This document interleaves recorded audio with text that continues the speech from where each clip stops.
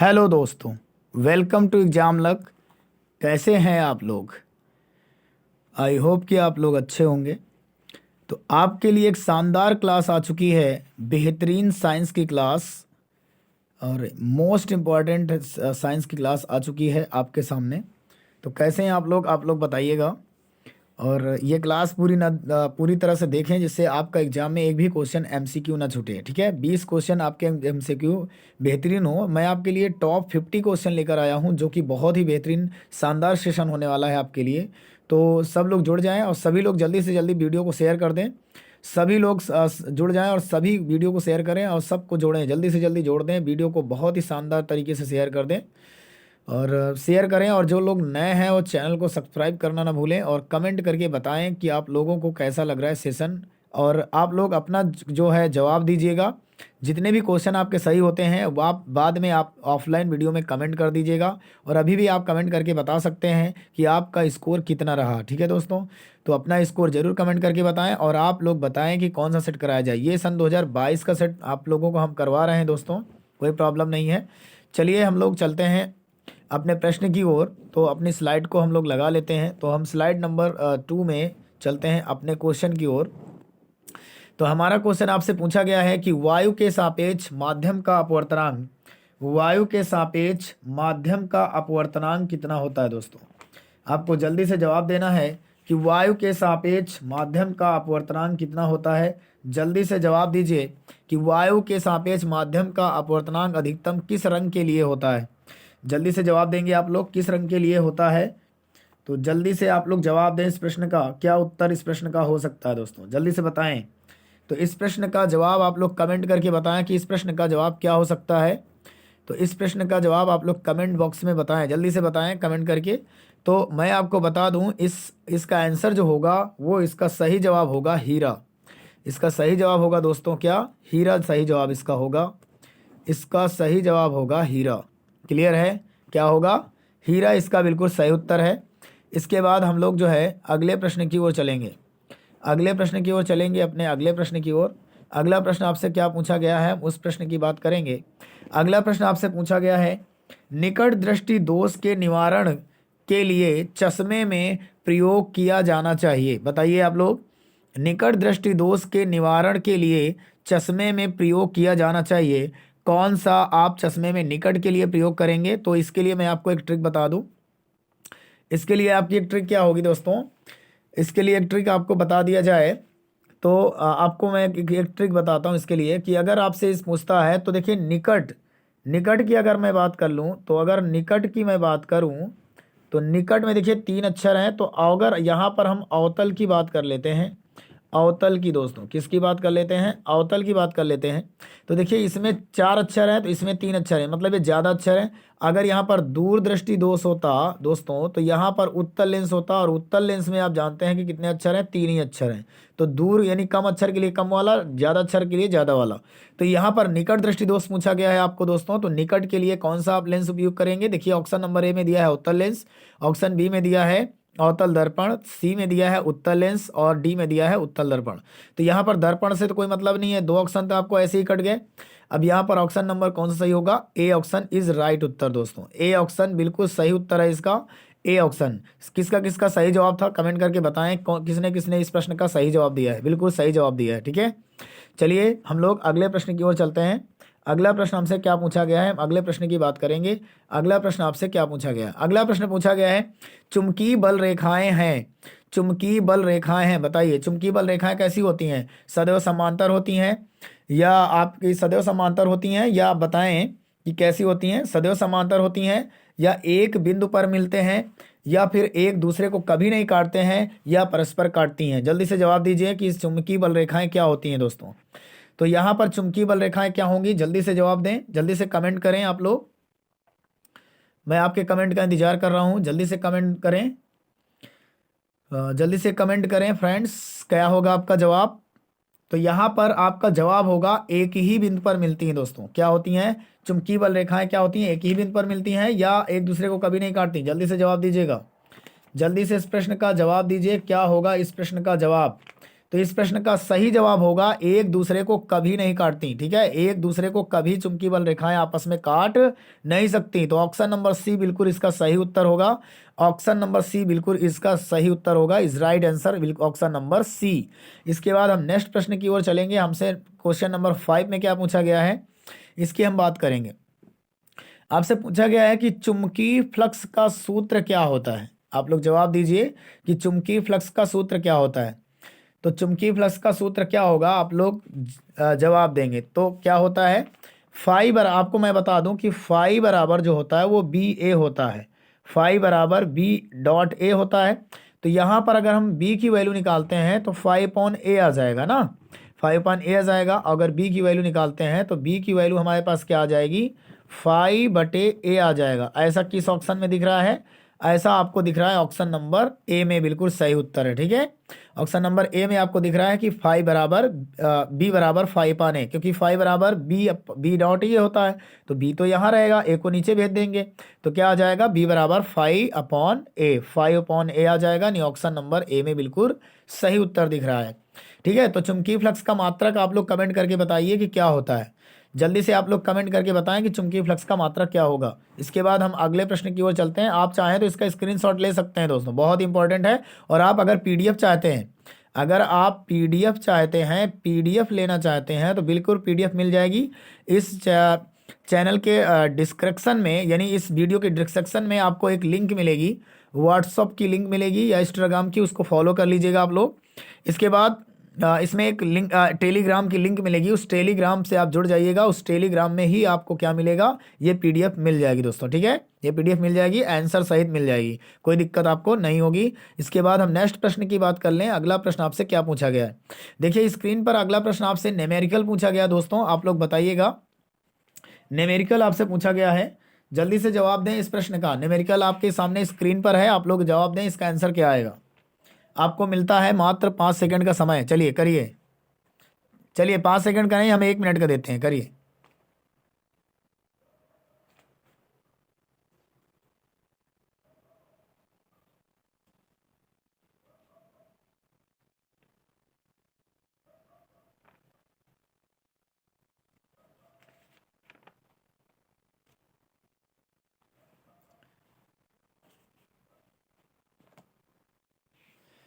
चलिए करते हैं हम लोग इस प्रश्न को।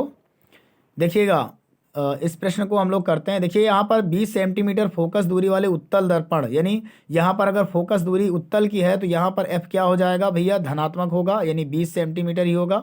और अगर यहाँ पर 20 सेंटीमीटर की वस्तु है तो वस्तु क्या होगी, यू बराबर आपकी क्या हो जाएगी भाई, यहाँ पर जो है वस्तु हो जाएगा 20 सेंटीमीटर। दर्पण का सूत्र क्या होता है, 1/f बराबर 1/v। v की वैल्यू आपको निकालना है, u की वैल्यू माइनस की क्या आ जाएगी, 20 आ जाएगी। अगर इसको 20 को इधर लाते हैं तो f का मान भी तो आपका 10 है, 20 है दोस्तों। तो जब इसका मान 20 है, उसका मान 20 है, तो यहाँ पर आप कर सकते हैं ना कि एलसीएम क्या आ जाएगा आपका भाई, यहाँ पर 20 रखेंगे तो आपके पास 1/, मैं थोड़ा सा दूसरा कलर ले लेता हूँ पेन का, जिससे आपको कोई दिक्कत ना हो। कलर का पेन का कलर चेंज कर लेते हैं दोस्तों,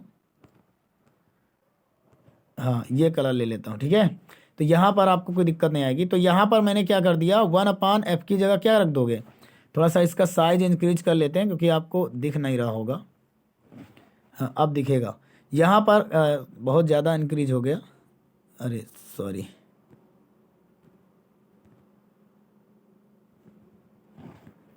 इसको थोड़ा सा मिटा देते हैं, आपकी दिख नहीं रहा होगा।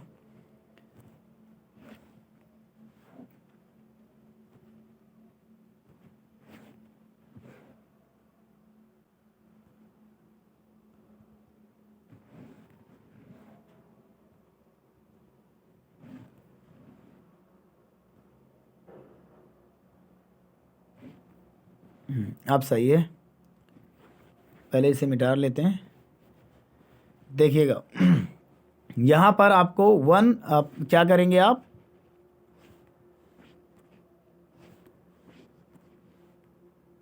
वन अपान एफ की जगह पर आपको 20 रख देना है।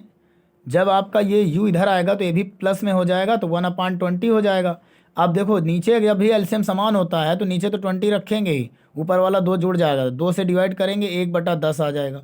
तो बी की वैल्यू आपको क्या प्राप्त हो गई, बी की वैल्यू 10 सेंटीमीटर प्राप्त हो गई, वो भी प्लस की प्राप्त हो गई दोस्तों। किसकी प्राप्त हो गई, प्लस की। जब प्लस की प्राप्त होगी तो आपको दर्पण के पीछे बनेगा, मैंने आपको बताया था कि दर्पण के क्या बनेगा, पीछे बनेगा। तो दर्पण के जब भी पॉजिटिव वैल्यू आपकी आती है तो आप हमेशा दर्पण के पीछे ही मानिएगा। तो उत्तर क्या होगा, 10 सेंटीमीटर दूरी दर्पण के पीछे, ऑप्शन नंबर ए बिल्कुल इसका सही उत्तर होगा। इसके बाद हम नेक्स्ट प्रश्न की ओर चलते हैं। हमसे नेक्स्ट प्रश्न क्या पूछा गया था, 7वें प्रश्न की बात कर लेते हैं। 7वां प्रश्न आपसे पूछा गया था कि प्रिज्म से श्वेत प्रकाश की किरण के गुजरने पर सबसे, आप देख सकते हैं, सबसे जो है अधिक विचलन किस रंग का होता है। तो मैं आपको विचलन की बात बता दूं, तरंग दैर्ध्य और विचलन एक दूसरे के अपोजिट होते हैं। अगर हम विचलन की बात करें तो हमारा जो विचलन होता है दोस्तों, वो हमेशा तरंग दैर्ध्य का प्रोपोर्शनल होता है, इन्वर्सली प्रोपोर्शनल। यदि तरंग दैर्ध्य किसी की अधिक है तो विचलन हमेशा कम होगा। लेकिन इसमें सबसे अधिक विचलन पूछा है, तो भाई एक बिग बोर सिद्धांत आप जानते हैं कि अगर हम वेब गोर यानी वेब-गोर सिद्धांत की ओर से उन्हीं से ऊपर की ओर जाते हैं तो हमारा यहाँ ध्यान से देखिएगा, वेब गोर है ना, वेब गोर यानी सबसे पहले वेब गोर की बात कर लेते हैं। तो सबसे नीचे क्या आता है, सबसे नीचे आता है वैगनी, ठीक है। तो बैगनी का तरंग ऊपर, क्योंकि हम जैसे ऊपर जाते हैं तो तरंग दैर्ध्य हमारा बढ़ता जाता है, तो सबसे नीचे बैगनी होता है, सबसे ऊपर क्या होता है, रेड होता है। तो बैगनी से रेड की तरफ जाने पर हमें क्या होता है, तरंग दैर्ध्य हमारा बढ़ता है। लेकिन रेड से नीचे की ओर आने पर हमारा तरंग दैर्ध्य क्या हो जाता है, घट जाता है। तो सबसे नीचे कौन होता है, बैगनी ही तो होता है दोस्तों। तो बैगनी का जो है तरंग दैर्ध्य यदि सबसे कम होता है तो उसका जो विचलन होगा ना वो सबसे अधिक होगा, यानी ऑप्शन नंबर डी इसका बिल्कुल सही उत्तर होगा। ऑप्शन नंबर डी इसका बिल्कुल सही जवाब होगा। आपको मैंने इसका कॉन्सेप्ट भी बता दिया कि कॉन्सेप्ट क्या होगा। यदि तरंग दैर्ध्य बढ़ती है तो विचलन हमेशा घट जाता है, यदि विचलन बढ़ता है तो तरंग दैर्ध्य हमेशा कम हो जाती है। यानी बैगनी रंग की तरंग दैर्ध्य यदि सबसे अधिक होगी, मतलब कम होगी, तो यहाँ पर विचलन इसका सबसे कम होगा, क्योंकि बैगनी रंग का तरंग दैर्ध्य सबसे कम होता है दोस्तों, ठीक है। और लाल रंग का जो है तरंग दैर्ध्य सबसे अधिक होता है, तो लाल रंग का विचलन सबसे कम होगा। ये क्वेश्चन आपसे पूछा जा सकता है एग्जाम में, याद रखिएगा। इसके बाद हम लोग अगले प्रश्न की ओर चलते हैं। हमारा प्रश्न नंबर 8 क्या पूछ रहा है, देखिएगा। प्रश्न नंबर 8 आपसे पूछ रहा है कि विद्युत जनित में रूपांतरण होता है, जल्दी से बताइए, विद्युत जनित में रूपांतरण किसका होता है, बताइए। विद्युत ऊर्जा को यांत्रिक ऊर्जा में, हमारा दूसरा ऑप्शन कह रहा है यांत्रिक ऊर्जा को विद्युत ऊर्जा में, हमारा तीसरा ऑप्शन कह रहा है यांत्रिक ऊर्जा को रासायनिक ऊर्जा में, हमारा चौथा ऑप्शन कह रहा है रासायनिक ऊर्जा को विद्युत ऊर्जा में। जल्दी से जवाब दें, क्या होगा इस प्रश्न का सही जवाब, जल्दी से बताएं इस प्रश्न का सही जवाब क्या होगा। तो अगर हम बात कर लेते हैं विद्युत जनित्र हमारा कार्य क्या करता है, जो विद्युत जनित्र हमारा कार्य करता है उसका सही जवाब क्या होगा, जल्दी से बताएं। तो हमारा विद्युत जनित्र क्या कार्य करता है, जल्दी से सही जवाब बताएं इसका। तो इसका सही जवाब होगा यांत्रिक ऊर्जा को विद्युत ऊर्जा में बदलता है। कौन सा, हमारा विद्युत जनित्र, याद रखेंगे, यांत्रिक ऊर्जा को विद्युत ऊर्जा में कन्वर्ट करने का कार्य करता है।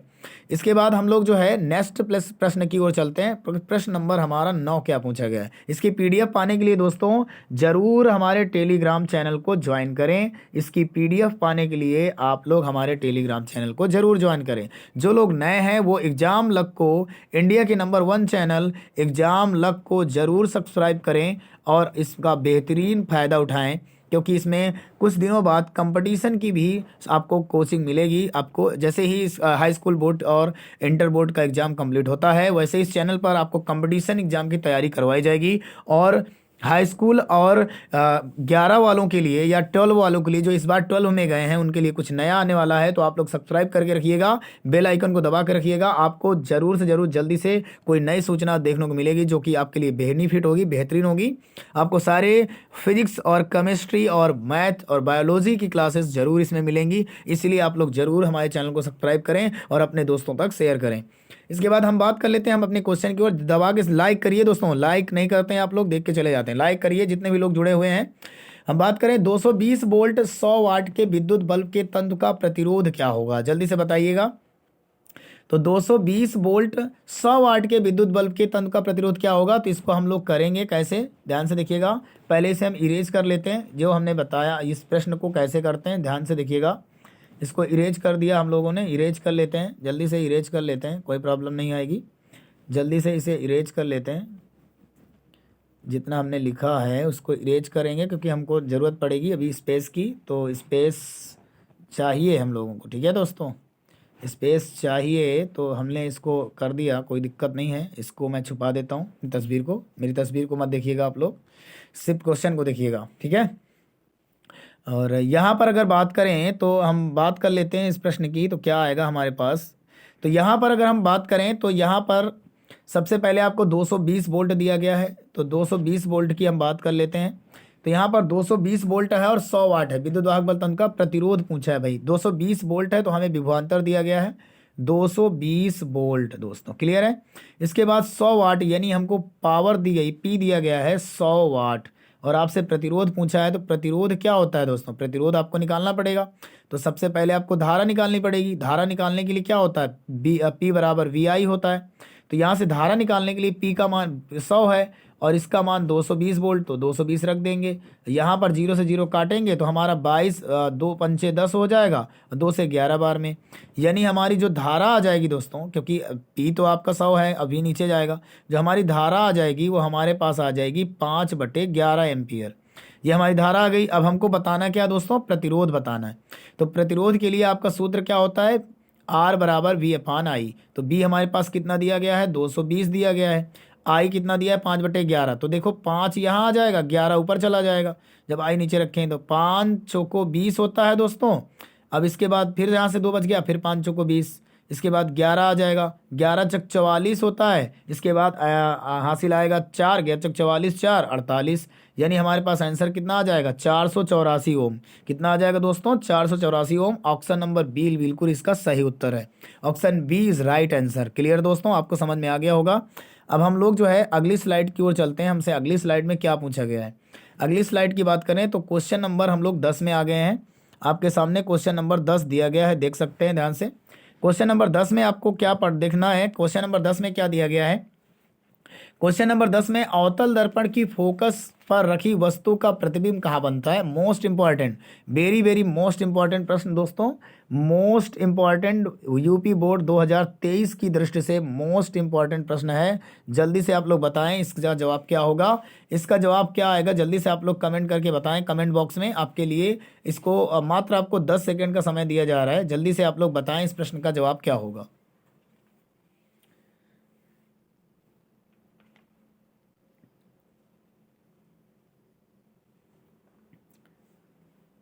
तो चलिए हम लोग इसे बता देते हैं कि आपका कमेंट नहीं आ रहा है। आप लोग बताएंगे जरूर कि कौन सा ऑप्शन सही होगा, ठीक है। आप लोग कमेंट करके बताइएगा कि आपके कितने ऑप्शन सही हुए।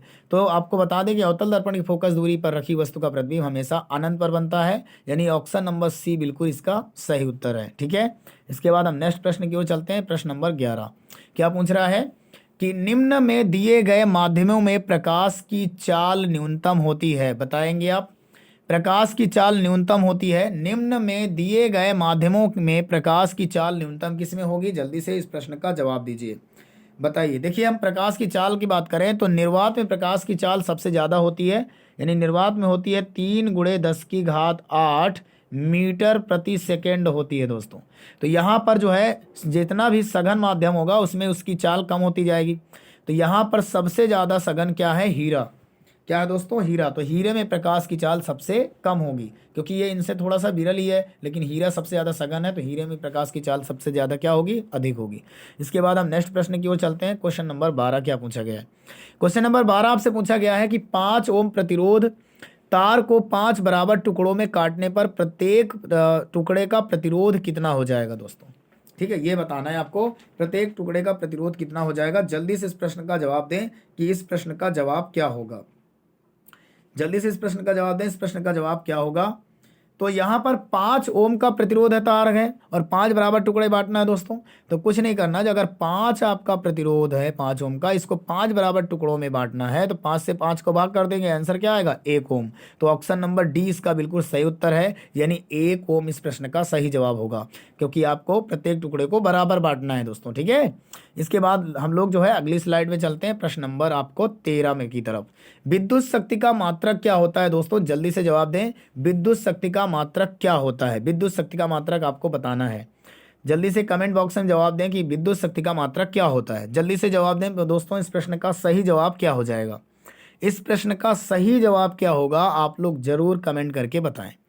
जल्दी से बताएं इस प्रश्न का सही जवाब क्या होगा। जल्दी से, आपका कमेंट नहीं आ रहा दोस्तों, जल्दी से कमेंट करें आप लोग और जल्दी से इस प्रश्न का सही जवाब दें आप लोग कि इस प्रश्न का सही जवाब क्या हो सकता है। जल्दी से आप लोग बताएं भाई। हमारे साथ जितने भी लोग जुड़े हैं इस वीडियो को जरूर शेयर करें और अपने दोस्तों के साथ फेसबुक में जितने भी आपके ग्रुप हैं जरूर शेयर करें और ज़्यादा से ज़्यादा लोगों को जोड़ें, क्योंकि जिस दिन आपका पेपर होगा तो इसकी इंपॉर्टेंट समझ में आएगी कि हाँ यहाँ से कितने प्रश्न फंसे हैं। आपका वीडियो आपके पास ही रहेगा, आप उससे मिला सकते हैं कि कितने प्रश्न यहाँ से फंसे हैं। जैसे कि मैथ के प्रश्न, मैथ का पूरा पेपर मैंने यहाँ से फंसवाया है आपका, तो उसी तरह आपका साइंस का पेपर भी पूरा फंसेगा। आप लोग भरोसा रखें इस चैनल पर, इसीलिए इस चैनल का नाम एग्जाम लक रखा गया है दोस्तों, कि एग्जाम का लक, यानी एग्जाम के लक का अर्थ आप समझते हैं कि एग्जाम लक जो है इंडिया का नंबर 1 चैनल बनाना है आपको, कि इसमें हर एक प्रश्न आपका फंसे, ऐसा नंबर 1 चैनल बनाना है। तो जल्दी से जल्दी आप लोग इसे सब्सक्राइब करें और 1K की तरह से ले जाएं। 1K इसका सब्सक्राइबर जल्दी से आप लोग कंप्लीट करा दें, जिससे थोड़ा सा मोटिवेशन हमारे अंदर बना रहे। तो आप लोग बताएं कि विद्युत शक्ति का मात्रक क्या होता है दोस्तों। तो विद्युत शक्ति का मात्रक आपका क्या होता है, वाट होता है दोस्तों। क्या होता है, वाट। ऑप्शन नंबर बी सही होगा। एम्पियर किसका मात्रक होता है, विद्युत धारा का। ओम किसका मात्रक होता है, प्रतिरोध का। वोल्ट किसका मात्रक होता है, विभव का, है ना। वोल्ट होता है विभव का मात्रक, वाट होता है पावर का मात्रक यानी शक्ति का मात्रक, एम्पियर होता है धारा का मात्रक यानी आई का मात्रक, ओम होता है प्रतिरोध यानी आर का मात्रक। आप इन्हें जानते ही हैं। इसके बाद हम लोग नेक्स्ट प्रश्न की ओर बात करेंगे, क्वेश्चन नंबर 14 की। मुख्य फोकस बिंदु की इकाई क्या होती है, जल्दी से जवाब दें। मुख्य फोकस बिंदु की इकाई क्या होती है, क्या होगा इस प्रश्न का सही जवाब, आप लोग कमेंट बॉक्स में जरूर बताएं। जल्दी से बताएं इस प्रश्न का सही जवाब क्या होगा। तो इस प्रश्न का सही जवाब क्या होगा, जल्दी से आप लोग कमेंट करें। तो इसका सही जवाब होगा मीटर। क्या होता है दोस्तों, केवल मीटर। ठीक है, मीटर में होता है प्रति मीटर वर्ग मीटर। आप लोग न लगा देना, नहीं आपका आंसर हो जाएगा गलत। इसके बाद हम लोग प्रश्न नंबर 15 की बात करते हैं। देखिए इसमें तो थोड़ा सा प्रश्न बड़ा था, इसलिए इसको थोड़ा छोटा दिख रहा होगा आपको। यहाँ पूछा गया है आपसे कि एक पारदर्शी माध्यम से दूसरे पारदर्शी माध्यम में प्रवेश करने पर, एक पारदर्शी माध्यम से दूसरे पारदर्शी में प्रवेश करने पर एक प्रकाश की किरण के लिए अपवर्तन कोण का मान आपतन कोण की तुलना में कम हो यदि प्रकाश की किरण क्या होता है, बताइए। कहाँ से कहाँ जाती है, सघन माध्यम से विरल माध्यम में जा रही हो, या विरल माध्यम से सघन माध्यम में जा रही हो, या सघन एवं विरल माध्यम की संयुक्त सतह की दिशा में जा रही हो, या दोनों माध्यम जो हैं एक ही है। जल्दी से जवाब दें, इसका क्या होगा इस प्रश्न का सही जवाब। तो इस प्रश्न का सही जवाब क्या होगा, आप लोग कमेंट बॉक्स में जल्दी से जल्दी इसको जवाब दें। तो इसका जो सही जवाब होगा विरल माध्यम से सघन माध्यम में, ऑप्शन नंबर बी बिल्कुल इसका सही उत्तर है। इसके बाद हम लोग अगले प्रश्न की ओर चलते हैं। अगला प्रश्न आपसे पूछ रहा है कि समरूप समरूप चुंबकीय क्षेत्र में स्थित एक धारावाही चालक पर लगने वाले बल की दिशा बताइए क्या होती है, किस नियम से ज्ञात की जाती है, ये आपको सही जवाब देना है। समरूप चुंबकीय क्षेत्र के में स्थित एक धारावाही चालक पर लगने वाले बल की दिशा किस नियम से ज्ञात की जाती है, आप लोग इसका सही जवाब दें। आपको मिलते हैं इस प्रश्न को बताने के लिए मात्र 5 सेकंड। जल्दी से इस प्रश्न का जवाब दें।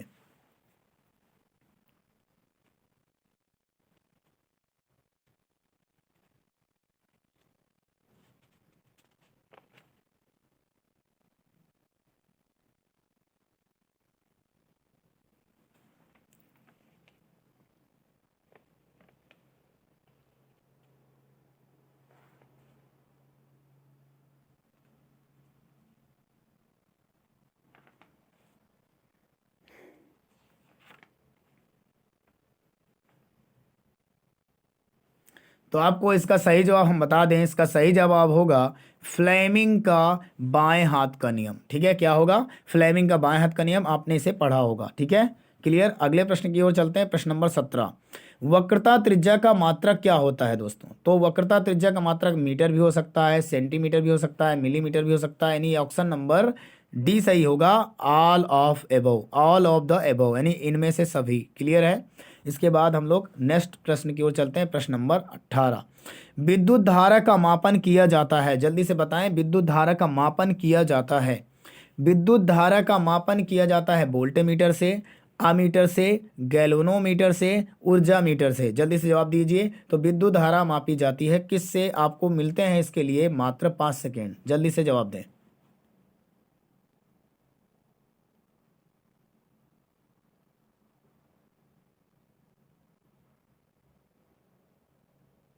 तो देखिए आपका समय हो गया समाप्त। इसका जो सही जवाब होगा विद्युत धारा का मापन के लिए वो होगा आमीटर से। ठीक है, क्या होगा? आमीटर से। इसके बाद ऑप्शन नंबर बी सही था। अब अगले प्रश्न की ओर चलते हैं। कोई दर्पण किसी भी वस्तु का प्रतिबिंब सदैव सीधा बनाता है, दर्पण कैसा होगा? जल्दी से जवाब दीजिए। कोई दर्पण किसी भी वस्तु का प्रतिबिंब सदैव सीधा बनाता है, दर्पण कैसा होगा?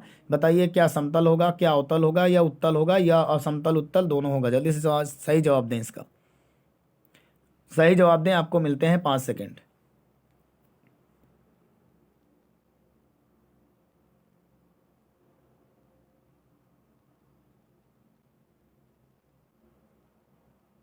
चलिए, तो इसका जो सही जवाब होगा वो होगा समतल और उत्तल दोनों, यानी ऑप्शन नंबर डी बिल्कुल इसका सही उत्तर है। अगले प्रश्न की बात करें, प्रश्न नंबर 20। सामान्य आंख के लिए दूर बिंदु कहाँ होता है? सामान्य आंख के लिए दूर बिंदु कहाँ होता है? इतना सरल सवाल तो आप लोग बता दीजिए। तो सामान्य आंख के लिए दूर बिंदु होता है ऑप्शन नंबर बी, अनंत के लिए। ठीक है, अनंत में। ऑप्शन नंबर 21 नंबर में चलते हैं। किसी चालक में 2 एम्पियर की धारा प्रवाहित हो रही है। किसी चालक में 2 एम्पियर की धारा प्रवाहित हो रही है और 2 सेकंड में गुजरने वाले में चालक से गुजरने वाले आवेश की मात्रा बतानी है। तो हम अपने फोटो को करते हैं ऑफ और आपको इस प्रश्न को सही जवाब बताते हैं। देखिए, इसमें धारा जो है वो आई बराबर कितनी बह रही है? 2 एम्पियर। इसके बाद हम बात करें तो यहाँ पर आपका जो समय है वो टी कितना दिया गया है? 2 सेकेंड। तो आपको क्या पूछा? क्यू बराबर आई टी से आप लगा सकते हैं, आवेश की मात्रा पूछी है। तो क्यू बराबर आई के मान 2 है, टी का मान कितना है? 2 है। तो आंसर आ जाएगा 4 कूलाम, यानी क्यू बराबर कितना आ जाएगा? 4 कूलाम। ऑप्शन नंबर ए इसका बिल्कुल सही उत्तर है दोस्तों। ऑप्शन नंबर ए बिल्कुल इसका सही उत्तर है। जल्दी से स्क्रीनशॉट ले लें इसका। और मोस्ट इंपॉर्टेंट प्रश्न है इसे देखिए, क्योंकि क्यू बराबर 2 सूत्र होते हैं, एक बराबर क्यू बराबर आई टी होता है और एक बराबर क्यू बराबर एन ई होता है। तो यहाँ याद रखिएगा, यदि इलेक्ट्रॉन पूछता है तो इलेक्ट्रॉन भी आप क्यू बराबर एन ई से निकाल सकते हैं, कोई प्रॉब्लम आपको नहीं आएगी। इसके बाद हम लोग नेक्स्ट प्रश्न की ओर चलते हैं। प्रश्न नंबर आगे क्या पूछा गया? देखिए, अगला प्रश्न आपसे पूछा गया है, एक गोली दर्पण की वक्रता त्रिज्या 30 सेंटीमीटर है। एक गोली दर्पण की वक्रता त्रिज्या 30 सेंटीमीटर है, इसकी फोकस दूरी क्या होगी? तो आपको हम बता दें, फोकस दूरी वक्रता त्रिज्या में संबंध क्या होता है? एफ बराबर आर बटे 2। तो यहाँ पर सेंटीमीटर त्रिज्या दी गई है, तो फोकस दूरी पूछी है। त्रिज्या का मान हमने 30 रख दिया, 30 के 2 से जैसे डिवाइड किया तो आंसर हमारा क्या आ जाएगा? 15 सेंटीमीटर। तो इसका कौन सा सही जवाब होगा? ऑप्शन नंबर बी बिल्कुल इसका सही उत्तर होगा। यानी ये संबंध है आप लगा सकते हैं एफ बराबर आर बाई 2 से। क्लियर है, यही संबंध होता है फोकस दूरी और वक्रता त्रिज्या में। इसके बाद हम लोग अगले प्रश्न की ओर चलते हैं। प्रश्न नंबर 23 क्या पूछा गया है? देखिए, किसी वस्तु का वासी सीधा नहीं है, वास्तविक होना चाहिए। सॉरी दोस्तों, यहाँ पर टाइपिंग मिस्टेक है, तो आप लोग इसे ना ध्यान दीजिएगा। वास्तविक और सीधा और बड़ा प्रतिबिंब प्राप्त करने के लिए उत्तल लेंस के सामने कहाँ रखना चाहिए? जल्दी से जवाब दीजिए कि बड़ा प्रतिबिंब प्राप्त करने के लिए उत्तल लेंस के सामने कहाँ रखना चाहिए। इसका सही जवाब क्या होगा? आप लोग इस कमेंट बॉक्स में जवाब देने की कोशिश करें। जल्दी से सही जवाब दीजिए, इसका सही जवाब क्या होगा? जल्दी से इस प्रश्न का सही जवाब दीजिए कि इस प्रश्न का सही जवाब क्या होगा। तो इस प्रश्न का सही जवाब होगा लेंस के प्रकाशिक केंद्र और प्रथम फोकस के बीच रखना चाहिए। ऑप्शन नंबर डी बिल्कुल इसका सही उत्तर है। इसके बाद अगले प्रश्न की हम बहुत बात कर लेते हैं। प्रश्न नंबर 24, विद्युत ऊर्जा का मात्रक बताएं। विद्युत ऊर्जा का मात्रक होता है, तो विद्युत ऊर्जा किसका मात्रक होता है दोस्तों? तो हम आपको बता दें कि विद्युत ऊर्जा मात्रक होता है, जो विद्युत ऊर्जा मात्रक होता है वो होता है किलोवाट घंटा का, यानी किलोवाट घंटा इसका बिल्कुल सही जवाब है। ऑप्शन नंबर डी बिल्कुल इसका सही जवाब है दोस्तों। ऑप्शन नंबर डी इसका बिल्कुल सही जवाब है। अगले प्रश्न की ओर हम बताएं, अगला प्रश्न क्या होगा, इसका सही जवाब दीजिए आप लोग। तो इसके बाद हम नेक्स्ट प्रश्न की ओर चलते हैं हम लोग क्वेश्चन नंबर 25 की तरफ। बिजली के बल्ब का फिलामेंट किसका बना होता है? सही जवाब दीजिए, बिल्कुल इसका सही जवाब क्या हो जाएगा? बिजली के बल्ब का फिलामेंट किसका बना होता है दोस्तों? क्या तांबे का बना होता है, या टंगस्टन का बना होता है, या नाइक्रोम का बना होता है? क्या तांबे का बना होता है, टंगस्टन का बना होता है, नाइक्रोम का बना होता है, एल्यूमिनियम का बना होता है? जल्दी से सही जवाब क्या होगा? इसका सही जवाब बताएं आप लोग कि इसका सही जवाब क्या हो जाएगा। इस प्रश्न का सही जवाब क्या होगा? आप लोग कमेंट बॉक्स में कमेंट करके बताएं। तो इसका सही जवाब होगा टंगस्टन। ऑप्शन नंबर बी बिल्कुल राइट उत्तर है। ठीक है, क्या होगा? ऑप्शन नंबर बी बिल्कुल इसका सही जवाब है। इसके बाद हम लोग क्वेश्चन नंबर 26 की तरफ चल रहे हैं, यानी इसे 25 ही कहेंगे क्योंकि एक स्लाइड में तो आपका थैम्बल ही लगा था। तो यहाँ पर एक दर्पण की वक्रता त्रिज्या 40 सेंटीमीटर है, उसकी फोकस दूरी क्या होगी? तो भाई अभी मैंने बताया फोकस दूरी और वक्रता त्रिज्या में संबंध होता है बराबर r/2। तो यहाँ पर हम बात करें तो यहाँ पर आपको त्रिज्या दी गई है, तो फोकस दूरी पूछा तो f बराबर क्या आएगा, 40 को आधा कर देंगे, 40 को आधा करेंगे तो हमारे पास 20 सेंटीमीटर इस प्रश्न का जवाब आ जाएगा। यानी ऑप्शन नंबर बी ए इसका बिल्कुल सही उत्तर है। वक्रता त्रिज्या 40 है, फोकस दूरी पूछ लिया, तो इसका सही जवाब क्या होगा, 20 सेंटीमीटर इसका बिल्कुल सही उत्तर हो जाएगा। ठीक है दोस्तों, इसके बाद हम लोग क्वेश्चन नंबर 27 में देखिए, अब आपका फिजिक्स का पार्ट खत्म हो चुका है, अब आपका चालू हो चुका है रसायन विज्ञान। रसायन विज्ञान भी आपका प्रश्न पूछा जाएगा आपके एग्जाम में, तो जल्दी से बताएं रसायन विज्ञान में पहला क्वेश्चन आपसे क्या पूछा गया है, निम्नलिखित में से एल्डिहाइड क्या होता है? दोस्तों एल्डिहाइड ग्रुप क्या होता है इसके बारे में आपको बताना है। तो हम एल्डिहाइड की अगर बात कर लें तो एल्डिहाइड हमारे पास CHO हमारा जो ग्रुप आपका लगा हुआ है यही हमारा एल्डिहाइड होता है, तो इसका तो जवाब हो जाएगा ऑप्शन नंबर ए। अगर इसमें IUPAC नाम लिखते समय एल्डिहाइड में अगर ग्रुप में IUPAC में प्रीफिक्स नाम जो जोड़ते हैं उसको हम अल बोलते हैं। क्या बोलते हैं दोस्तों? अल बोलते हैं। क्या बोलते हैं? अल। तो हमारा एल्डिहाइड CHO समूह होता है, इसका IUPAC अल होता है। इसके बाद हम बात करें OH की, तो OH हमारा समूह है क्या, एल्कोहल समूह है, एल्कोहल समूह बोलते हैं इसे, और ये इसमें हम IUPAC समय आल जोड़ते हैं, IUPAC लिखते समय क्या जोड़ते हैं, आल। और जो COOH ग्रुप है हमारा ये एसिड ग्रुप है जिसको हम एसिटिक ग्रुप बोलते हैं, और जो आपका CO है ये आपका कीटोन ग्रुप है। क्या है? Ketone group. तो इसमें इसका जो इस प्रश्न का सही जवाब क्या हो जाएगा, एल्डिहाइड में CHO हो जाएगा, ऑप्शन नंबर ए। इसके बाद हम लोग अगले प्रश्न की ओर चलते हैं। देखिए ये इंग्लिश में टाइप हो गया तो आप लोग घबराइएगा नहीं। H2SO4 के जलीय, ये जाली नहीं लिखा है, जली लिखा हुआ है, तो आपको बता दें एक जाली नहीं है, जली है। जली विलयन का pH मान कितना होता है H2SO4 का? जल्दी से जवाब दीजिए, H2SO4 का जली pH मान कितना हो जाएगा? तो हम आपको बता दें कि ये बिल्कुल अम्लीय होता है, स्ट्रांग होता है, इसलिए इसका ऑप्शन नंबर ए सही होगा, 0। ठीक है, 0 इसका सही जवाब होगा। नेक्स्ट प्रश्न की बात करें, क्वेश्चन नंबर 29, निम्नलिखित में से कौन सी धातु अम्ल से हाइड्रोजन विस्थापित नहीं करती है? जल्दी से जवाब दें, कौन सी धातु अम्ल से हाइड्रोजन को विस्थापित नहीं कर पाएगी? इस प्रश्न का सही जवाब क्या होगा? तो इस प्रश्न का सही जवाब हम बात करें तो इसका सही जवाब होगा कॉपर, ऑप्शन नंबर डी बिल्कुल सही उत्तर है इसका, कि कॉपर हाइड्रोजन को विस्थापित नहीं कर पाएगी। इसके बाद नेक्स्ट क्वेश्चन है, निम्नलिखित में से कौन सा एक भौतिक परिवर्तन नहीं है? जल्दी से जवाब दें, कौन सा एक भौतिक परिवर्तन नहीं है? तो हम आपको बता दें कि जल का वाष्प बनना, वाष्प से जल बनना, ये भी भौतिक परिवर्तन है।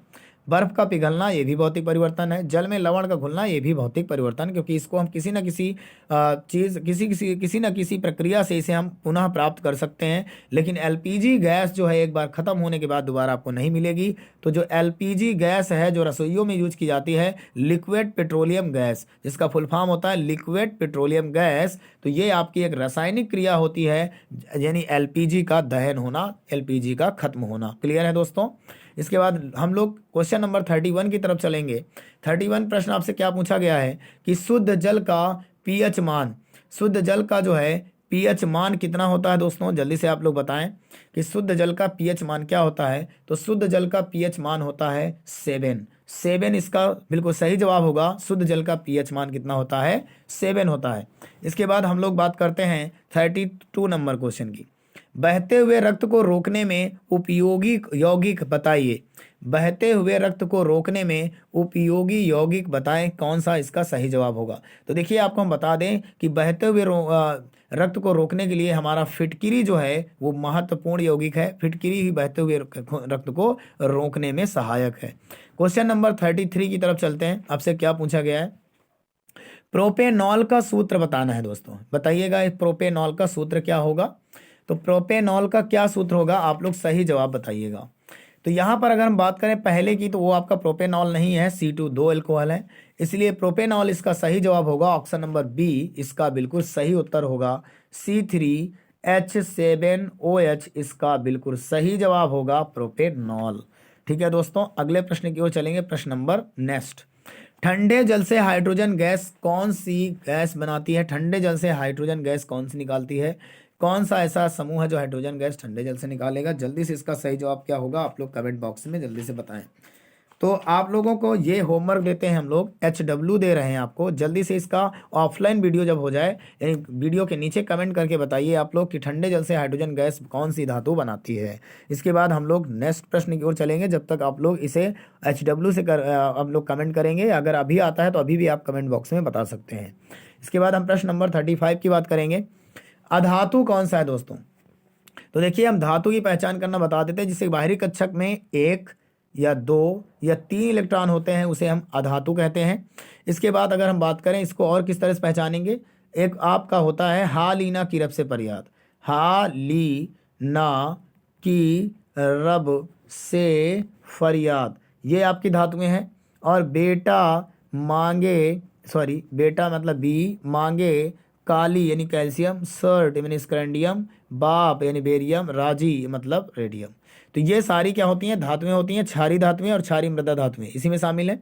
लेकिन यहाँ पर अगर हम बात करें, क्या सोडियम भी हमारी धातु हो गई, पोटेशियम भी हमारी धातु हो गई, एल्युमिनियम भी हमारी धातु हो गई, लेकिन फ्लोरीन इसमें हमारी धातु नहीं है। फ्लोरीन हमारा अधातु है। ऑप्शन नंबर बी इसका बिल्कुल सही जवाब होगा। अगले प्रश्न की हम बात करें, प्रश्न नंबर 36 की। आपको एक अभिक्रिया दी गई है, आपको बताना है ये अभिक्रिया कैसी है। BaCl2 plus Na2SO4, BaCl2 plus Na2SO4 और एरो BaSO4 प्लस NaCl रासायनिक अभिक्रिया किस प्रकार की है? क्या योग अभिक्रिया है, या विस्थापन अभिक्रिया है, या द्विविस्थापन अभिक्रिया? तो आप ध्यान से देखिएगा, यहाँ पर सोडियम यहाँ जुड़ रहा है और बेरिलियम सोडियम की जगह जुड़ रहा है, इसलिए इसको हम कहेंगे द्विविस्थापन अभिक्रिया, डबल डिस्प्लेसमेंट रिएक्शन। क्लियर है दोस्तों? कौन सी reaction? Double displacement reaction. Next प्रश्न की ओर चलेंगे, प्रश्न नंबर 38। देखिए, अब प्रश्न नंबर आपके इतने ही थे। इस केमिस्ट्री में आपसे क्या पूछा गया था? धावन सोडा का रासायनिक सूत्र क्या होगा? आप लोग इसको भी ध्यान दीजिएगा, कमेंट बॉक्स में जवाब दीजिएगा। आगे पूछा गया था बेकिंग सोडा का रासायनिक सूत्र क्या होगा? इसको बताइएगा, लिख लीजिएगा, इंपॉर्टेंट है। फिर आपसे पूछा गया था ब्लीचिंग पाउडर का रासायनिक सूत्र क्या होगा? नौसादर का रासायनिक सूत्र क्या होगा? प्लास्टर ऑफ पेरिस का रासायनिक सूत्र होगा, और फिटकिरी का रासायनिक सूत्र क्या होगा? तो धावन सोडा जिसे हम कहते हैं धोने का सोडा, यानी धोने का सोडा मतलब आपको बता दें Na2CO3 क्या है? Na2CO3, और इसमें जो है जल के 10 अणु पाए जाते हैं, यानी इसे बोलते हैं 10H2O। दोस्तों क्या बोलते हैं? 10H2O। तो आप लोग इन सूत्रों को कमेंट बॉक्स में जवाब देंगे। आपके मोस्ट इंपॉर्टेंट इसका स्क्रीनशॉट ले लीजिए। बेहतरीन प्रश्न आपको मैंने दिया है, बहुत ही इंपॉर्टेंट प्रश्न है, आप लोग जरूर जवाब दें इसका। इसके बाद हम लोग नेक्स्ट प्रश्न की ओर चलते हैं। क्या पूछा गया है? पराग कोश में होते हैं। पराग कोश कहाँ होते हैं दोस्तों? जल्दी से जवाब दीजिए, बायो का प्रश्न है आपके लिए। तो ये प्रश्न आपका पराग कण होता है। ऑप्शन नंबर C सही होगा। पराग कण में, किसमें होगा? पराग कण में। इंपॉर्टेंट प्रश्न है, स्क्रीनशॉट ले सकते हो आप लोग, या इस वीडियो को आप 2 बार देख लेंगे तो आपको ये सारे क्वेश्चन आपको लर्न हो जाएंगे। आपको 2 बार इस वीडियो को देखना चाहिए, स्लो मोशन में कर करके, ठीक है? स्लो मोशन में यानी डाउन करके स्पीड को, आराम से इस वीडियो को देख लेना है आपको एयरफोन लगा के, जिससे आपको ये सारे प्रश्न लर्न हो जाएं और आप एग्जाम में बिल्कुल सही करके आएँ। ठीक है दोस्तों, एग्जाम में यदि आप सही करके आएंगे तो बहुत ही बेहतरीन नंबर आपके आने वाले हैं, कोई दिक्कत आपको नहीं आएगी। इसके बाद हम लोग अगले प्रश्न की ओर चलते हैं। प्रश्न नंबर 40 क्या पूछा गया है? पादप में जाइलम का मुख्य कार्य क्या होता है? तो जाइलम क्या करता है दोस्तों? यहाँ पर जल का संवहन करता है। ऑप्शन नंबर ए सही होगा इस प्रश्न का। यदि यहाँ फ्लोएम आता तो हम लोग जानते हैं उसे भोजन का संवहन करता है, लेकिन जाइलम किसका संवहन करेगा? जल का संवहन करेगा। ऑप्शन नंबर ए बिल्कुल इसका सही उत्तर है। यदि आपसे फ्लोएम पूछे तो आप भोजन का संवहन बताएंगे। क्लियर है ना? इसके बाद हम लोग अगले प्रश्न की ओर चलते हैं। प्रश्न नंबर 41 बताएंगे इसका जवाब। मस्तिष्क उत्तरदायी होता है किसके लिए? बताएं, जल्दी से जवाब दें। मस्तिष्क किसके लिए उत्तरदायी होता है? सोचने के लिए, शरीर का संतुलन, या हृदय स्पंदन, या सभी कार्य के लिए? जल्दी से बताएं, मस्तिष्क किसके लिए उत्तरदायी होता है? जल्दी से कमेंट बॉक्स में इसका सही जवाब क्या होगा, जल्दी से जवाब दें कि मस्तिष्क किसके लिए उत्तरदायी होता है। दोस्तों जल्दी से इसका जवाब दें कि मस्तिष्क किसके लिए उत्तरदायी होता है। बहुत इंपॉर्टेंट प्रश्न है, बताएं कि मस्तिष्क उत्तरदायी किसके लिए है। तो भाई कोई भी कार्य अगर आप करते हैं तो मस्तिष्क से ही तो सोचने का कार्य करते हैं। यदि आपको हाथ उठाना, मैं हाथ उठा रहा हूँ, आपको हाथ दिखा दे रहा है मेरा, अगर मैं हाथ उठा रहा हूँ तो मैं क्यों उठा रहा हूँ? क्योंकि मेरे मस्तिष्क में विचार आया कि मैंने हाथ उठाया। तो इसलिए मस्तिष्क सोचने का भी कार्य करता है। आप जो सोचते हैं, आप जो समझते हैं, पढ़ाई आपको आती है, यानी विद्या आपने सीख रहे हैं, कोई चीज़ कैलकुलेशन सीख रहे हैं, तो वो सब मस्तिष्क में आपके विचार आता है। दोस्तों जब मस्तिष्क में विचार आता है तो अभी आप इसको कुछ कर पाते हैं। शरीर का संतुलन, यदि आप सोच रहे हैं कि हम खड़े हो जाएं तो तभी तो खड़े हो जाते हैं। यदि हम सोचते हैं बैठ जाएं तो हम बैठ जाते हैं, यानी हमारा संतुलन संतुलन भी बनता है शरीर का। हृदय स्पंदन, यानी आप अपने धड़कन को महसूस कर सकते हैं कि हमारा दिल धड़क रहा है, मेरा हृदय धड़क रहा है, इसलिए इसके तीनों कार्य बिल्कुल सही होंगे। ऑप्शन नंबर डी इसका सही जवाब होगा। अगले प्रश्न की बात करें, प्रश्न नंबर 42 की बात कर लेते हैं। मनुष्य के हृदय में कच्छकों की संख्या कितनी होती है? जल्दी से जवाब दें। मनुष्य के हृदय में कच्छकों की संख्या कितनी होती है? तो आपको ये प्रश्न आता होगा, मोस्ट इंपॉर्टेंट प्रश्न है। तो मनुष्य के हृदय में कच्छकों की संख्या होती है 4। ऑप्शन नंबर बी बिल्कुल सही जवाब होगा। अगले प्रश्न की हम बात कर लेते हैं, प्रश्न नंबर 43 की। मास्टर ग्रंथि किसे कहा जाता है? जल्दी से सही जवाब दें। मास्टर ग्रंथि किसे कहते हैं? तो अगर हम बात करें, मास्टर ग्रंथि कहते हैं पीयूष ग्रंथि को। ऑप्शन नंबर डी बिल्कुल इसका सही जवाब होगा। मास्टर ग्रंथि किसे कहते हैं? पीयूष ग्रंथि को। दोस्तों आपको सवाल कैसे लग रहे हैं? जल्दी से आप लोग कमेंट करके बताएं कि आपको क्लास कैसी लग रही है, शानदार लग रही है या आपको हम लाइव आके ही पढ़ाएं। अगर आपको रिकॉर्डेड क्लास नहीं मज़ा आ रही तो हम लाइव आके ही आपको पढ़ा सकते हैं, कोई दिक्कत नहीं है। लेकिन लाइव में समस्या ये होती है कि लाइव में आपको थोड़ा सा क्लियर नहीं रहता है, तो आपका एग्ज़ाम जो है सर पर है, इसीलिए हम सोच रहे हैं आपको क्लियर दिखे। आपको हम रिकॉर्डेड क्लास किसी तरह प्रोवाइड करवा रहे हैं कि जिसमें ज़्यादा क्वेश्चन हो जाते हैं, और अगर हम लाइव करवाएंगे तो आपके 40 क्वेश्चन ज़्यादा हो नहीं पाएंगे, और इसमें हम 50-60 क्वेश्चन करवा देंगे और आपको 1 घंटे में प्रॉपर समझा भी देंगे। और इसमें आपको हमको खड़े होना पड़ता, दिक्कत उसमें आएगी, और लाइव पढ़ाने में समस्याएं आती हैं दोस्त। कोई दिक्कत नहीं है, आपको तो क्लास से मतलब है ना, आप क्लास देखिए, लाइव वाइव से क्या मतलब आपको क्लास मिलनी चाहिए बेहतरीन, बस आपको क्लास मिल रही है, कोई दिक्कत नहीं। आप लोग शेयर करें और ज़्यादा से ज़्यादा वीडियो को रिकॉर्डेड फॉर्म में देखने की कोशिश करें। आपको जरूरी नहीं है कि लाइव, और बाकी मैं आपका कमेंट तो पढ़ ही रहा हूँ, लाइव मैं भी देख रहा हूँ इस क्लास को, तो लाइव देख रहा हूँ आपका कमेंट आ रहा है कि नहीं आ रहा है ना। तो चलिए दोस्तों, इसके बाद आपको पीयूष ग्रंथि इसका क्या होगा? मास्टर ग्रंथि होगी। इसके बाद हम अगले स्लाइड की ओर चलते हैं। क्वेश्चन नंबर पूछा है ईस्ट में, क्वेश्चन नंबर 44 है, ईस्ट में अलैंगिक जनन होता है, बताइए किस में होता है? मुकुलन में, विखंडन में, बीजांड में, रोपण में? तो ईस्ट और हाइड्रा में जो होता है वो मुकुलन द्वारा होता है। ऑप्शन नंबर ए बिल्कुल सही जवाब होगा। इसके बाद नेक्स्ट प्रश्न की बात करें, 45 की। वह प्रक्रिया है, मतलब वह प्रक्रिया क्या है जिसमें जटिल कार्बनिक यौगिक और उससे सरल अणुओं में टूट जाता है? ये प्रश्न में कुछ मिसप्रिंट है, लेकिन इसका जो सही जवाब होगा वो होगा अपचायी अभिक्रियाएं। ऑप्शन नंबर बी बिल्कुल सही उत्तर होगा। क्लियर है? अपचायी अभिक्रियाएं इस प्रश्न का सही जवाब होगा। मोस्ट इंपॉर्टेंट प्रश्न है, याद रखेंगे। इसके बाद हम नेक्स्ट प्रश्न की बात करें, 46 की बात कर लेते हैं। हीमोग्लोबिन महत्वपूर्ण भूमिका किस में निभाता है? तो हीमोग्लोबिन महत्वपूर्ण भूमिका निभाता है श्वसन में। ऑप्शन नंबर ए इसका सही जवाब होगा। श्वसन बिल्कुल सही उत्तर है। 47 की बात कर लेते हैं। फ्लोएम द्वारा भोजन का स्थानांतरण कहाँ होता है? जल्दी से जवाब दें कि फ्लोएम द्वारा भोजन का स्थानांतरण कहाँ होता है। इसको आपको बताने के लिए मिलते हैं मात्र 3 सेकेंड, जल्दी से जवाब दें।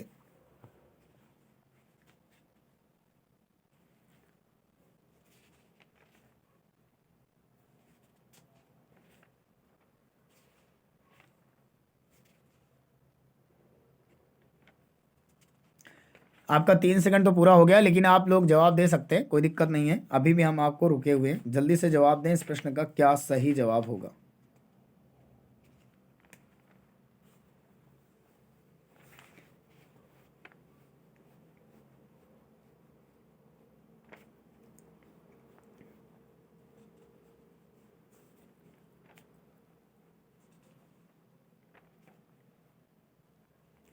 जल्दी से जवाब दें दोस्तों, किसी का भी जवाब नहीं आ रहा आप लोगों का, तो सब लोगों का जवाब आना चाहिए भाई। जल्दी से आप लोग जवाब दें, इस प्रश्न का क्या सही जवाब होगा?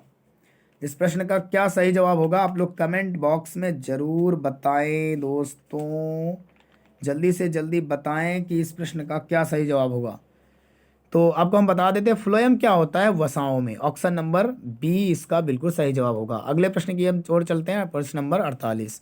मानव में गुणसूत्रों की संख्या कितनी होती है? तो मानव में गुणसूत्रों की संख्या होती है 46। ऑप्शन नंबर सी बिल्कुल सही जवाब होगा। नेक्स्ट प्रश्न की बात करें, तो निम्न में से कौन मानव में मादा जनन तंत्र का भाग नहीं है? जल्दी से बताएं। देखिए, अंडाशय भी मादा जनन तंत्र का भाग है, गर्भाशय भी है, और डिंब वाहिनी भी है। तो शुक्र वाहिका जो है ये मादा का नहीं होता, बल्कि नर जनन तंत्र का भाग है। ठीक है, शुक्र वाहिका याद रखेंगे, शुक्राणु किसका है? नर जनन तंत्र का। और मादा के तीनों भाग हैं, अंडाशय, गर्भाशय और डिंब वाहिनी। इसके बाद हम लोग अगले प्रश्न की ओर चलते हैं, प्रश्न नंबर 50, जो कि हमारा लास्ट प्रश्न रहेगा इस सेशन का। तो बताएं, जठर रस स्रावित करने वाली जठर ग्रंथियां उपस्थित रहती हैं। जठर रस स्रावित करने वाली जठर ग्रंथियां कहाँ उपस्थित रहती हैं? इस प्रश्न का सही जवाब क्या होगा? तो जठर रस स्रावित करने वाली जठर ग्रंथियां कहाँ उपस्थित रहती हैं? आमाशय में दोस्तों। ऑप्शन नंबर ए इसका बिल्कुल सही जवाब होगा, आमाशय में उपस्थित रहती हैं। तो बिल्कुल मोस्ट इंपॉर्टेंट प्रश्न था, आप लोगों ने देख लिया। तो इसमें मैंने आपको टॉप 50 प्रश्न करा दिए हैं जो कि आपका मोस्ट इंपॉर्टेंट था। तो आप लोगों ने देखा कि मैंने टॉप 50 प्रश्न आपको कराएं। आपको कैसा सेशन लगा आप लोग कमेंट बॉक्स में ज़रूर बताएं और वीडियो को ज़्यादा से ज़्यादा शेयर करें। चैनल पर यदि पहली बार आप जुड़े हैं तो चैनल को सब्सक्राइब करना ना भूलें। मोस्ट इंपॉर्टेंट प्रश्न आपका था, तो आप लोग चैनल को सब्सक्राइब ज़्यादा से ज़्यादा सब्सक्राइब करें और जिससे हम लोग को आपको जो है इसी तरह का सेशन लाते रहें और आपके एग्जाम तक हम लोग आपका सेशन करवाते रहें। इंपॉर्टेंट प्रश्न है, कोई दिक्कत नहीं है, आप इस प्रश्न का सही जवाब दे सकते हैं, कोई दिक्कत नहीं है इसमें। मोस्ट इंपॉर्टेंट प्रश्न आप है और कोई प्रॉब्लम नहीं आएगी आपको, आप बढ़िया से इसका जवाब दे सकते हैं, कोई दिक्कत नहीं आएगी। तो आप लोगों ने इस प्रश्न का जवाब दिया, पहला प्रश्न था, फिर ये दूसरा प्रश्न था, इसके बाद फिर ये तीसरा प्रश्न था, इसके बाद ये चौथा प्रश्न था, आप देख सकते हैं ये पांचवा प्रश्न था, इसके बाद ये छठवां प्रश्न था, इसके बाद ये सातवां प्रश्न था। तो आपको इसी तरह मैंने सारे प्रश्न कराएं, 50 नंबर तक करवा दिए हैं। यदि आपको इसकी पीडीएफ चाहिए तो आप लोग कमेंट बॉक्स में ज़रूर बताएं। इसकी पीडीएफ हमारे टेलीग्राम चैनल पर मिलेगी आपको, और इस टेलीग्राम का लिंक जो है आपको चैनल के डिस्क्रिप्शन में मिल जाएगा। यदि डिस्क्रिप्शन में नहीं मिलेगा तो आप हमें कमेंट करिएगा, हम आपको व्हाट्सअप कर देंगे। अब व्हाट्सअप नंबर हमारा आप नोट कर सकते हैं। हमारा व्हाट्सअप नंबर है 9696 094 308। मोस्ट आप याद रखेंगे, ये हमारा व्हाट्सअप नंबर है, इसमें कॉलिंग नहीं होगी। आप व्हाट्सअप पर के जरिए हमसे बात कर सकते हैं, कोई प्रॉब्लम नहीं आएगी। यदि आप ऑफलाइन हमसे जुड़ना चाहते हैं तो हुसैनगंज में हमसे जुड़ सकते हैं, जहाँ पर आपकी जो है ऑफलाइन कोचिंग चलती है। और हम आपको बता दें कि ऑफलाइन कोचिंग चलती है जहाँ पर आपको जो है एसएससी बैंक,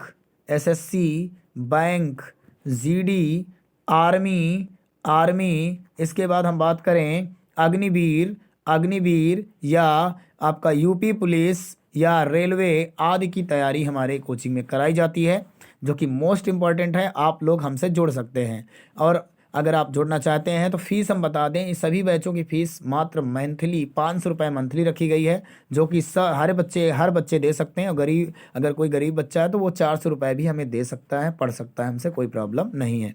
यदि आप किसी और क्लास में हैं या हाई स्कूल में हैं या आप इंटर में हैं और आप फिजिक्स और पीसीएम की कोचिंग ढूंढ रहे हैं, फिजिक्स केमिस्ट्री मैथ की, तो आप लोग हमारे साथ जुड़ें और इस चैनल पर जुड़ें। इस चैनल के माध्यम से आपको क्लास दी जाएगी, लाइव क्लास दी जाएगी और रिकॉर्डेड क्लास भी दी जाएगी, पीडीएफ भी दी जाएगी। और हमारे साथ आप ऑफलाइन भी जुड़ सकते हैं, ऑफलाइन हमसे पढ़ सकते हैं, नोट्स बेहतरीन बना सकते हैं और अपनी तैयारी को 4 चांद लगा सकते हैं दोस्तों। तो आप लोग बताइए, अगर आपको आवश्यकता है तो आप हमसे कांटेक्ट कर सकते हैं व्हाट्सअप नंबर पे, मैंने बता दिया है, कोई दिक्कत नहीं है। आप मेरा व्हाट्सअप नंबर एक बार देख लीजिए, ये मेरा व्हाट्सअप नंबर है, आप लोग स्क्रीनशॉट लेकर रख लें इसे। तो आप लोग बताएं कि हमारी जो है क्लास जो है आपको कैसी लगी। आप लोग अगर क्लास अच्छी लगी है तो इस वीडियो को आप लोग शेयर करें, और लाइक करें, और मोस्ट इम्पॉर्टेंट है तो इस प्रश्न को लाइक करें और ज़्यादा से ज़्यादा चैनल को सब्सक्राइब करें, ठीक है। तो जल्दी से जल्दी आप इस चैनल को 1K पहुंचाइए दोस्तों, कोई दिक्कत नहीं है। बेहतरीन सेशन आपके लिए था, आप लोग बताएं कि इसका सेशन कैसा लगा आपको, कैसा रहा आज का सेशन। मोस्ट इम्पॉर्टेंट सेशन था, आप लोग ज़रूर से ज़रूर रोज डेली हमारे साथ 5 बजे जुड़ा करें, आपको बेहतरीन क्लास मिलती रहेगी, कोई दिक्कत आपको नहीं आएगी दोस्तों, समझ गए आप। चलिए अब मिलेंगे हम लोग कल इसी समय अपने सही समय पर, तब तक के लिए बाय बाय, आपको गुड मॉर्निंग, नमस्कार।